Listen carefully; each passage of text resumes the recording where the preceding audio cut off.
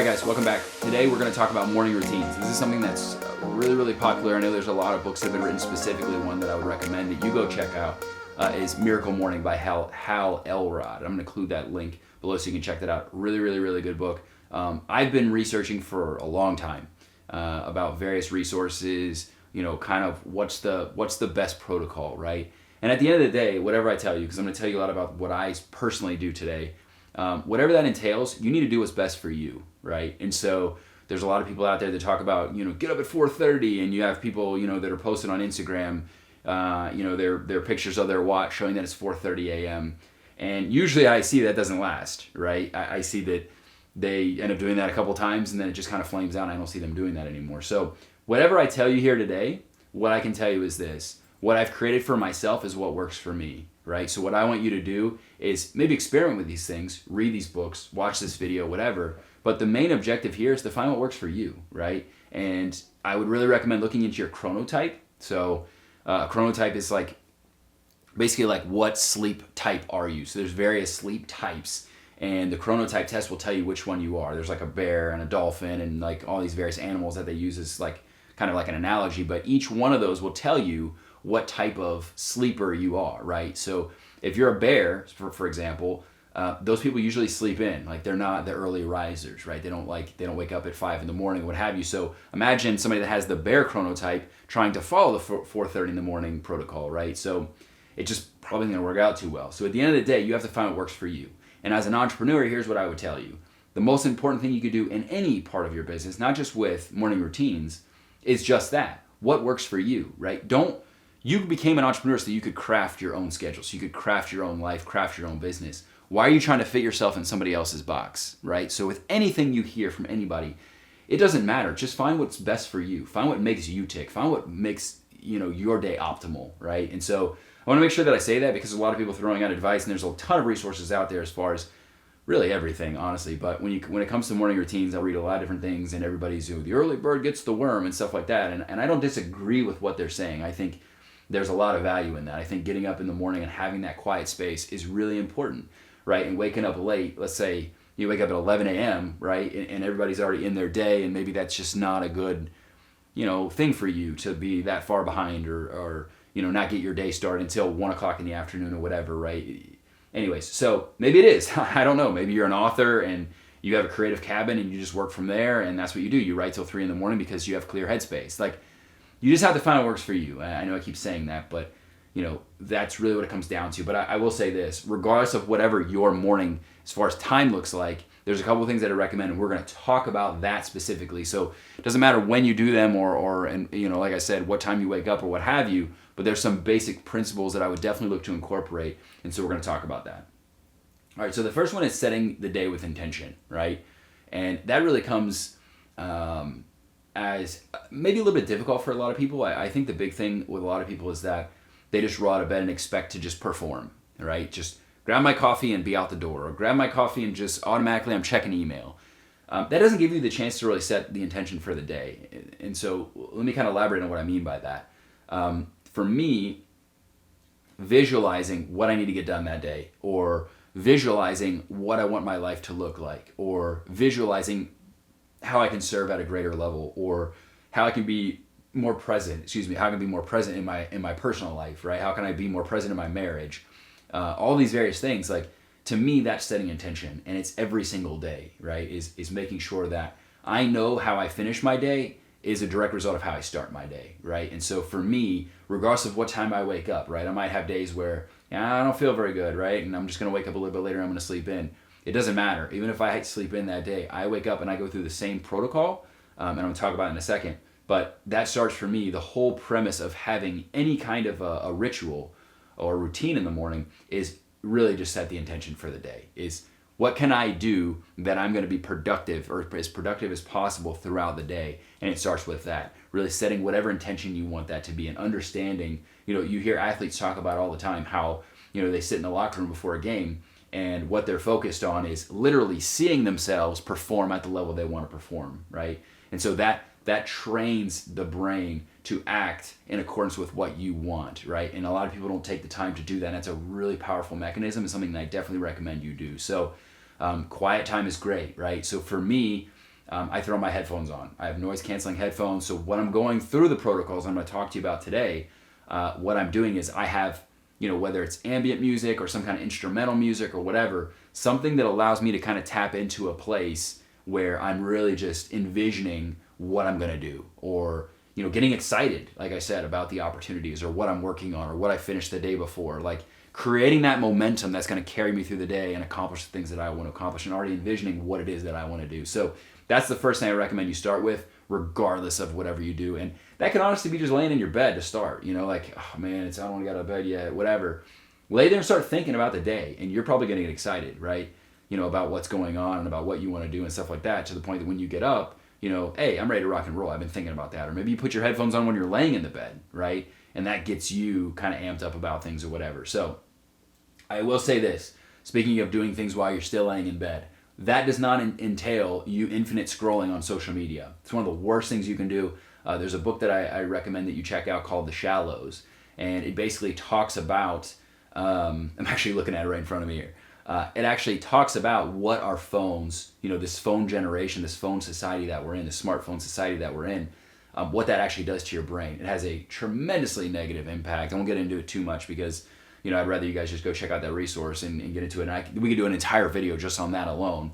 But that constant checking all the time, the average person checks their phone every 7 minutes. That is nuts. That is crazy. So we've become a society of constant disruption, right? And it's been shown that the brain, every time you're disrupted or interrupted by something, it takes you about 15 minutes to recalibrate to focus on whatever you're focused on. And you have about 80% of the efficacy that you had previously before you were doing that. So you never get back in full swing as where you were before you were distracted or interrupted. And so constantly our phones are really disrupting that. So none more important than in the morning, because again, we're setting intention. So if you set the day with the intention of being distracted and interacted or interacting with your device, with your phone, you're going to spend the rest of your day really all scattered all over the place, right? And I know that. I know that there are certain mornings when I've been checking my phone, and I get it. I've been tired, and I break down, and I look at my phone, and I'm like, oh God, I don't want to get up. I'll just look at Facebook for a little bit. And the rest of the day, I notice, I'm like, where's my phone? Where's my phone? And I'm freaking out about it all the time. So that's part of setting the intention, is stay away from that thing, all right? So I have a recommendation for you, and this is what I do, and it's really difficult, and I get it, especially when you're tired, right? The willpower is great until you're tired, right? Everybody has great intentions until they're tired, right? And then it's difficult. So we're going to talk about what you can do to overcome that. But one of the biggest ways that I overcome it is with my phone, my screen time. So you have a function on your iPhone that's called screen time. So you can set it up. So I do 7 p.m. is when it cuts off and I can't check certain things out. And then 10 a.m., right? So between those hours, there are apps that I've set up that I can't look at, including social media, including email and stuff like that. I usually leave the entertainment one still up, right? Because if at night I want to indulge myself with, watching Netflix with my wife or checking out YouTube videos or whatever, I still leave that up. Definitely recommend turning on your nighttime. So turn off the blue light on your phone when you do that, so your body can naturally convert serotonin into melatonin so you can go to sleep. And that's really important, because if you think about morning routines, your first morning routine is what you do the night before when the sun goes down, right? So if you're up till 3 a.m, I don't care what your morning routines look like, right? You're going to have a very ineffective day. So if you think about it, your morning routines actually start the night before, right? And having that mindset is probably really going to help you guys. So make sure that thing is far away from you, right? It's far away from, not on your nightstand right next to you. Put it way away. And if you're like me, I have to listen to stuff when I sleep. I can't. My mind's going 10,000 miles an hour, right? And so what I do is I have a headband that I bought on Amazon that has speakers, and it's Bluetooth connected, Bluetooth enabled. And so I listen to things, like podcasts, that I'm not highly engaging or crazy stuff, right? But stuff that I can, or an office reruns and stuff like that, stuff that I'm going to fall asleep, but it's set to a sleep timer. So it's going to go off and I kind of just drift off. And I normally fall asleep within 10 minutes.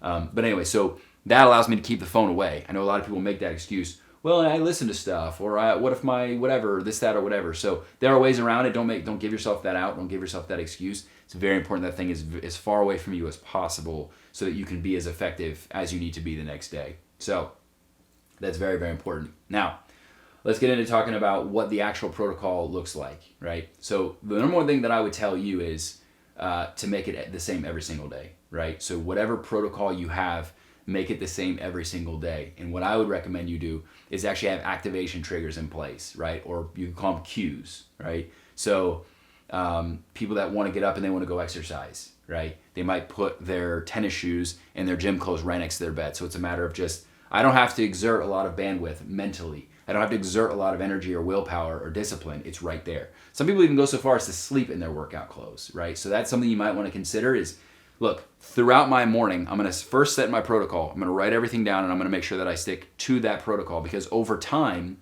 what ends up happening is your brain, and this is crazy too, if you read the book, The Power of Habit, even people that have brain damage can still form habits. It's ridiculous. There's a part of the brain called the basal ganglia, and as you do more and more of the same routines every single day, literally that part of your brain, even without the memory aspect, just instinctively knows to keep doing those things. So there's people that they've tested that have short-term memory loss that literally have gone on the same walk. There's a guy, I think the story is, the guy's name is Eugene. He's an older guy, and he had this issue where he lost, part of his brain function, right? And so what they found was that by doing repetitive things all the time, every single morning, going for walks to the same places, eating the same foods, doing the same things over and over again, he literally started going on walks on his own and knew where he lived, right? Just from doing that habit. So the brain is amazing if you're allowed to work for you and not against you. So that all said, doing the same protocols every single day, setting things up where you literally put your shoes there and your clothes there, whatever, in your kitchen, put your skillet out or your pan out or whatever you're going to make. If you're going to make like a turkey bacon or you like, scrambled eggs or whatever, set everything up the night before so that it's a matter of I just roll right into it. And it's easy for me. I don't have to go out of my way. It's not, when I'm in that state of being tired, I don't have to exert a lot of willpower. I don't have to, buckle down. I'm tired. I'm not ready for that yet, right? So that's an amazing way that you can just set up things in your favor, right? So that's a great way to go about doing it, and it's something that I definitely would recommend. But make sure that your protocol is the same every single day. All right, so next thing I recommend is read. So my protocol, we're going to get into the stuff that I do now. My protocol is I wake up and I actually sleep most of the time. I sleep in my gym shorts, and I'll get to what I do for exercise and working out. And then all I do is I have a shirt that's just been folded on my nightstand, and I just put it on. So I'm ready to rock and roll, just like that. Pretty easy, right? So do that. I eat the same breakfast every single morning, the same thing. And I literally know exactly where I keep them on the shelf. I keep them in the exact same place. And if it gets moved, it throws me off. So it's just the exact same place, the exact same protocol. I even eat the things in the exact same order. Isn't that crazy? So I do all that. I usually have my matcha tea and all the various things that I do. That all said, I am a fan of intermittent fasting. So I don't want to neglect that. If you are intermittent fasting, maybe it's just, hey, I grab my bulletproof coffee and I don't eat until noon. That's fine. Again, make it your own thing. For me right now, the protocol that I'm on is breakfast is included in that protocol. So I am eating breakfast. But I want to reference that because some of you guys, I don't want to be like, oh, that doesn't work for me because I'm intermittent fasting. Good for you. I love that, right? Just make the protocol your own. But the next thing I do after I finish my breakfast and I'm listening to my ambient music or my instrumental or whatever on my headphones, is I go straight into my reading. All right, so I usually read about 7 to 10 pages a day of some business book to kind of, again, set the intention for the day. Usually that book will be involved with something that I'm working on in the business. So if I'm pulling a certain lever that month in my business, be it marketing, operations or whatever, right? Finance, whatever I'm working on in my business, whatever I'm augmenting in my business, usually I'm reading something in line with that. So that really helps me with the inspiration for the day. It helps me kind of, okay, yeah, this is something cool that I can work on. This is something that I can do, and as it aligns. So that, talk about visualization, all those things. Like now I'm already thinking about things that I can do, and I'm getting excited about the day, right?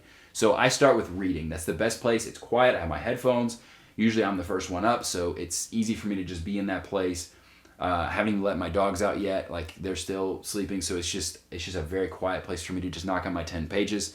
Sometimes I actually, I literally set the book there. I finish breakfast and I go straight to that, right? Or sometimes I come to the place you're looking at right now, right? So recently I've kind of augmented my habit, and I've actually been reading here instead of down there. But previously my protocol was to read with my breakfast, and I realized that that's not good for your digestive process. So I augmented that and actually changed it. So right now, the new habit that I'm trying to form, keeping that protocol the same, is eat breakfast, come up here, immediately do my reading here. Next, I go into my exercise. So for me, that's yoga, right? And I know like some people are like, oh, yoga's whatever. I don't think it's that bad anymore. I used to talk about yoga before.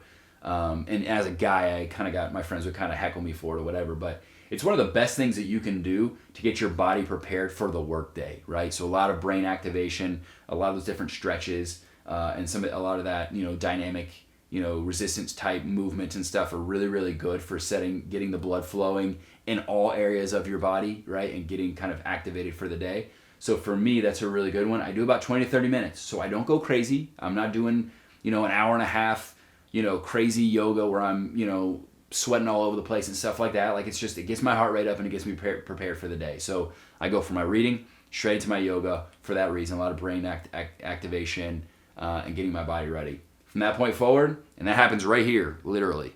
From that point forward, I literally lay down. Usually my yoga ends with, laying on my back and kind of finishing and exhaling and stuff like that. I already have my headphones on. I go straight into my meditation. So I do about 10 to 15 minute, just a morning meditation, just kind of calm the mind even further. If there's anything going on that I'm thinking about, I try to quiet that noise. Again, just setting that intention for the day. Usually roll right into that. So all in all, when you look at it, my breakfast takes about 10 to 15 minutes, right? Then I come right into my reading. That takes me another 15 minutes. So we're at 30 minutes total. My yoga is about 20 to 30 minutes, so I'm at an hour. And then I do my meditation, which is 10 to 15 minutes. So in an hour and 15 minutes, I'm ready to rock and roll. I'm ready for the shower. I'm ready to just be done with everything, right? So the next thing that I do, and this is right before I go get a shower, right? And you can do this at night or you can do this in the morning, but I definitely recommend doing it regardless, right? So one of the biggest things that I recommend you do is to plan or to reassess your day with your planner, whatever you utilize. So we use the Full Focus Planner, and I set my big 3 and everything needs to get done for that specific day, right? So what I normally do is I either plan it, right? So before I, end, after I finish my meditation, I get out, my desk is right here, and I assess what I'm going to get done that day, right? So I've already been kind of setting that intention and this and that about what I want to do and kind of knowing what that's going to look like. Boom, here's my list, go with it, right? So I write that down, immediately then I go to finish my shower, get dressed for the day and stuff like that, right? Some people prefer, as a end day protocol, what they do is they actually fill out what they're going to do the next day, which I think is a great idea, actually. It's something that I've toyed around with and figured out if that's the way I want to do it. Right now, I like the way I'm doing it, but it's possible that I'm going to switch to closing my day the day before with writing what I'm going to do the next day. That way, when you talk about setting intention, you already know what you're working on. So I think that could work. Definitely something that I'm experiment with and kind of play around with, but definitely something that I would recommend that you consider because I think it is a really, really good practice or something that you could implement that really even expands upon this idea of setting the intention for the day. So that's usually what mine looks like. The last thing that I do with that planner, and on the Full Focus Planner, you have a space for notes.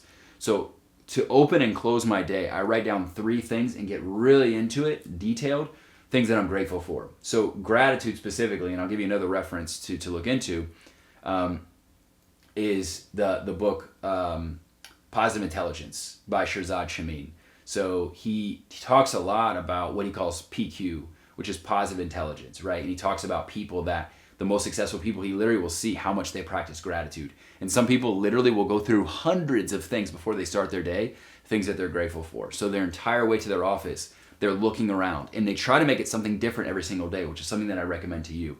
So try to always be grateful for new things. Don't every day just be like, hey, I'm grateful for today. Like really, really get into it and think about things that you haven't said that you've been grateful for. Again, talk about setting intention. That's a great way. Gratitude is one of the best things that you can practice in terms of reframing the way that you approach things, having a more positive outlook, being more excited and motivated about the day. Gratitude is a great way to do that. So I open and close my day with gratitude, but that's the last thing that I do. Assess my day, finish my gratitude. Usually that closes out, other than going through and finishing my shower, which, believe it or not, is part of my morning routine.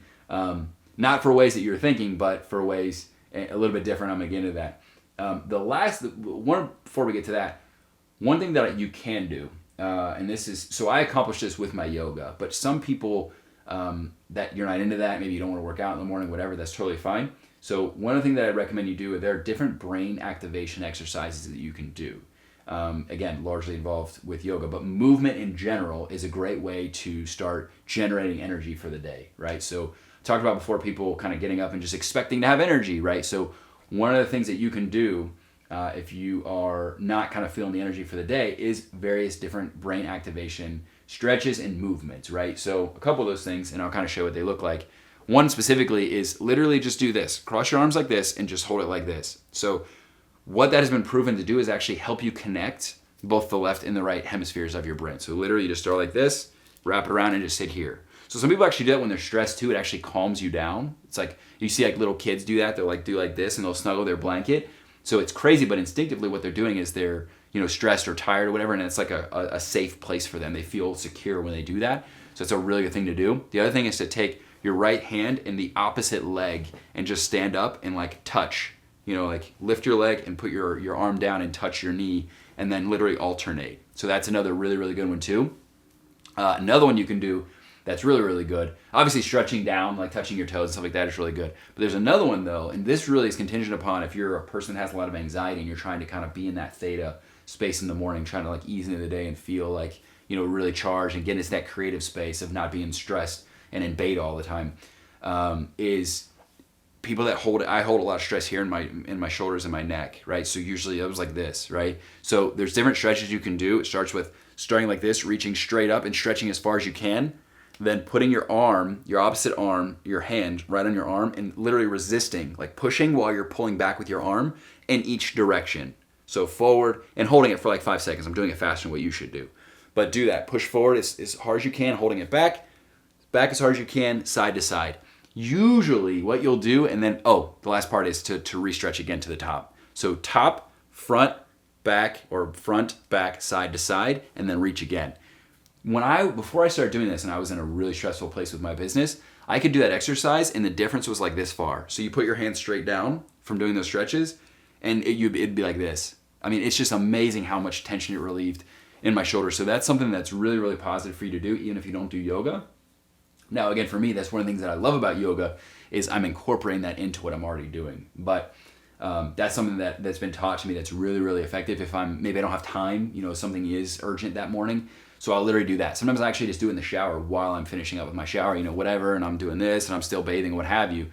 I'm able to do those various exercises and they're really, really helpful. So last thing I want to tell you guys before we get into the shower aspect, the last part of that is finish your shower with cold water, right? So not fun at first, right? But it's highly effective. It gets your endorphins rushing and allows you to kind of get everything running, so to speak. Like kind of, obviously it's going to jolt you and wake you up, but it really is great. It's a really good thing for you to do. It has a variety of health benefits. But in addition to that, it also wakes you up and it gets those endorphins rushing. So that's a really good thing for you to do. I know it's hard in the winter when it's really cold outside, but it's something that's going to be highly, highly effective. And it doesn't have to be a long time, right? So ease into it. Don't go freezing cold to start. Just finish the last 15 to 30 seconds of your shower with some colder water. Eventually, now I just turn it as cold as it'll go and I'm fine. But something that Tony Robbins practices, he has like this little tiny pool that he gets in and it's like almost freezing cold water and he stays in it for like 5 to 10 minutes. So exact same thing. Again, I won't get into it because that's a whole nother video as far as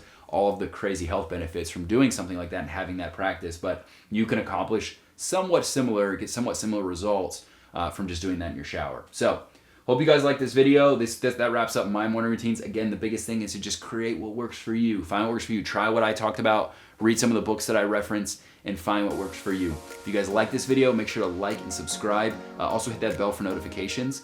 If this doesn't apply to you, or maybe this is something you think applies to a friend, or you just want to share with people, make sure to share that on social media, share it on Facebook, Twitter, Instagram, whatever the case may be. Share it across all social platforms. And make sure to also browse on over. I host a podcast called Entrepreneur Hour. So you can listen. Obviously, there's plenty of content here. We actually record some of our videos that are here, but there's another set of content you can listen to. I get that YouTube videos aren't always readily available, so you're driving somewhere or whatever. So make sure to check out the podcast as well. And also, I do have a book club called the VIP Book Club. If you guys are interested, as sticking around this whole video and watching this whole thing, you can actually get 50% off on the first month if you want to grab the link to do that below. And I'll see you guys in the next one.